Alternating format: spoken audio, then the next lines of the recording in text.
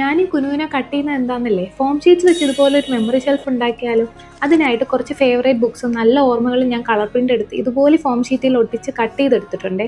ഇത് നിങ്ങളുടെ favourite books ഏതാണെന്നൊന്ന് comment ചെയ്യണേ. അതിൻ്റെ കൂടെ ഒരു കുഞ്ഞ് കലണ്ടറും എൻ്റെ കുറച്ച് ഫേവറേറ്റ് ഫോട്ടോസും ഞാൻ സെറ്റാക്കിയിട്ടുണ്ട്. ഫ്രെയിം എഫക്റ്റ് കിട്ടാനായിട്ട് ഞാൻ ഫോട്ടോസ് എല്ലാം ഒന്ന് ഇതുപോലെ ബോർഡർ ചെയ്തെടുക്കുന്നുണ്ട്. ഇനി നമ്മുടെ കുഞ്ഞ് ഷെൽഫ് ചെയ്തെടുക്കാം. അതിനായിട്ട് 2 ഫോം ഷീറ്റ് നീളത്തിലും ഷെൽഫിൻ്റെ തട്ടുകൾക്ക് ആവശ്യമായ നീളത്തിലും വീതിയിലും 3 ഫോം ഷീറ്റും കട്ട് ചെയ്തെടുത്തിട്ടുണ്ട്. എന്നിട്ട് ഞാൻ ഇതുപോലെ ഒട്ടിച്ചു കൊടുക്കുന്നുണ്ട്. അക്രിലിക് മാർക്കേഴ്സ് വെച്ച് ഒന്ന് എഡ്ജസ് ഒക്കെ പെയിൻറ് കൂടെ ചെയ്തപ്പോൾ സംഭവം ക്ലാസ് ലുക്ക് ആയിട്ടുണ്ട്.